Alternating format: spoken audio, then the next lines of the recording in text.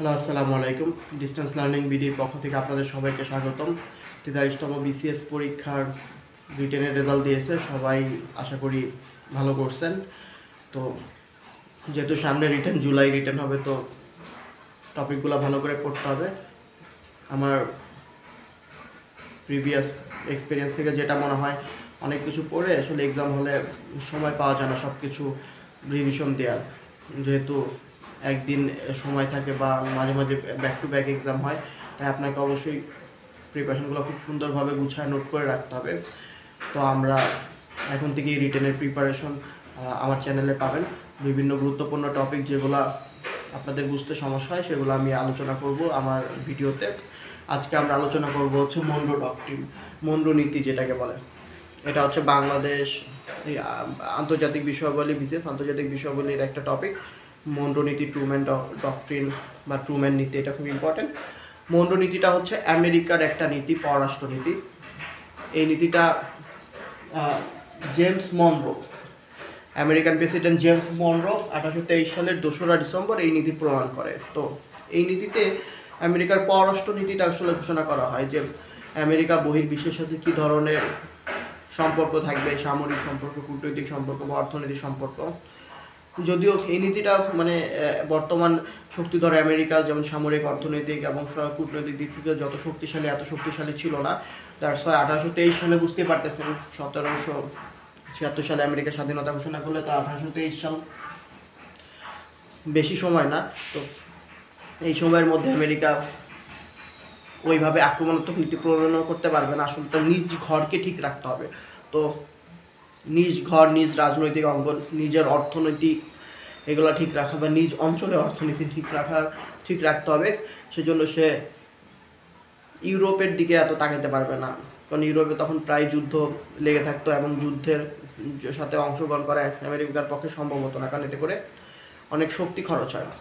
এর জন্য আমেরিকার প্রেসিডেন্ট জেমস মনরো 1823 সালের 2রা ডিসেম্বর, এটা এক্সামে আপনি যদি লিখতে পারেন তাহলে আপনি অনেক আগে যাবেন। 1823 সালের 2রা ডিসেম্বর একটি নীতি প্রণয়ন করে। তো নীতিটা আমরা একটু পড়ি যে মার্কিন যুক্তরাষ্ট্র নিজ সীমানার বাইরে অন্য কোনো দেশকে নিয়ে মাথা ঘামাবে না।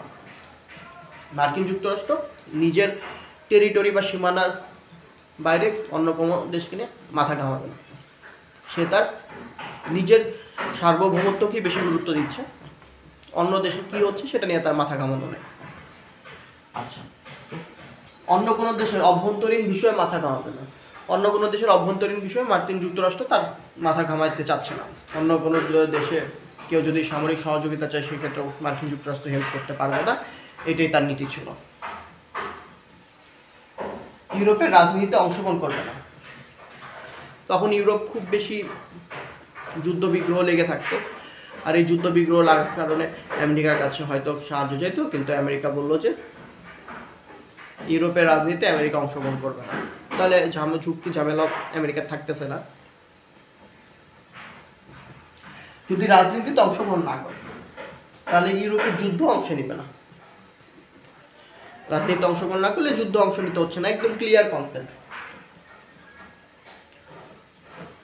আমেরিকায়, তারপর 5 নাম্বার, আমেরিকায় ভূমি ব্যবহার করে কোনো ঔপনিবেশিক শাসন মেনে নেবে না।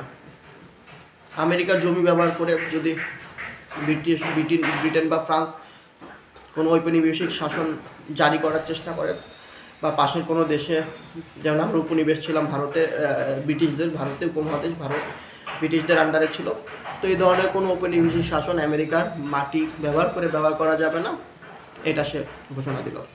সাথে 6 নাম্বার আরেকটা আপনি লিখে রাখেন যে ল্যাটিন আমেরিকার কোনো দেশে পৃথিবীর অন্য কোনো দেশের প্রভাব বা কর্তৃত্ব আমেরিকা মেনে নেবে না। আমেরিকার ল্যাটিন দেশগুলো, এখানে মানে ল্যাটিন দেশটাও সে নিজের অঞ্চলের মতো মনে করতেছে, এইখানে সে নিজের কর্তৃত্ব ফলাবে।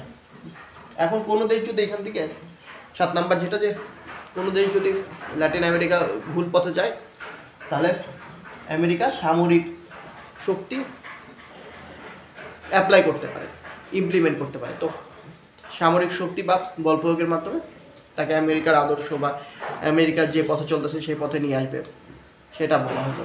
তো এই নীতিটাকে আসলে আইসোলেশন নীতিও বলা হয়, কারণ দেখেন পুরো বিশ্ব আমেরিকা এখন তার বাজার প্রশস্ত করতেছেন সব কিছু। কিন্তু আগে 1823 সালে আমেরিকা পুরো বিশ্ব থেকে বিচ্ছিন্ন অবস্থায় ছিল। তো বিচ্ছিন্ন নীতি বা আইসোলেশন নীতি বলা হয় মনরো ডক্ট্রিনকে।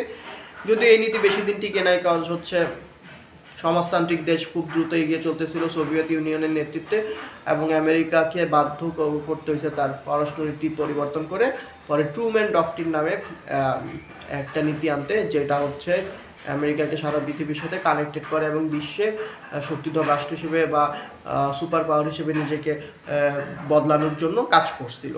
তো ট্রুম্যান ডক্ট্রিন আমার পরের ভিডিওতে আমি দেখবো। তো আশা করি এই কয়েকটা টপিক আমি আবার একটু বলি। প্রথম হচ্ছে মার্কিন যুক্তরাষ্ট্র নিঃসীমানার বাইরে অন্য কোনো দেশকে নিয়ে মাথা ঘামাবে না, একদম সিম্পল। সে নিজের ঘরকে আগে গুছানোর চেষ্টা করতেছে, তারপর অন্যদিকে মুভ করবে। একদম অন্য কোনো দেশের অভ্যন্তরীণ বিষয়ে মাথা ঘামাবে না, অন্য কোনো বিষয়ের রাজনীতি নিয়ে মাথা ঘামাবে না, অন্য কোনো ইউরোপের যুদ্ধে অংশগ্রহণ করবে না, আমেরিকার ভূমি ব্যবহার করে কোনো উপনিবেশিক শাসন ব্যবহার করতে দিবে না বা তাকে আক্রান্ত করতে দিবে না। দেন ল্যাটিন আমেরিকা ভুল পথে গেলে তাকে সঠিক পথে যাবে, সঠিক পথে যাইতে হইলে সঠিক পথে জোর করে নিবে, দরকার হলে সামরিক শাসনের মাধ্যমে আমেরিকান আইডিওলজি সেখানে প্রতিষ্ঠিত করবে। তো এই তো এবং এটাকে হচ্ছে আইসোলেশন নীতি বলা হয়। অল্প পড়া, এতটুকু একদম মনে রাখবেন। মনরো ডক্ট্রিন এতটুকু জানলেই একদম আপনি এক্সামে সুন্দর করে এতটুকু উপস্থাপন 5টা পয়েন্টে লিখলেন বা 6টা পয়েন্টে লিখলেন, খুব সুন্দর। আমি সাথে আপনাদের ভিডিওতে ডিসক্রিপশনে আমি ছবিও দিয়ে দিব, যেটা টাইপ করা ছবি, সেখান থেকে আপনারা দেখতে পারবেন। ধন্যবাদ।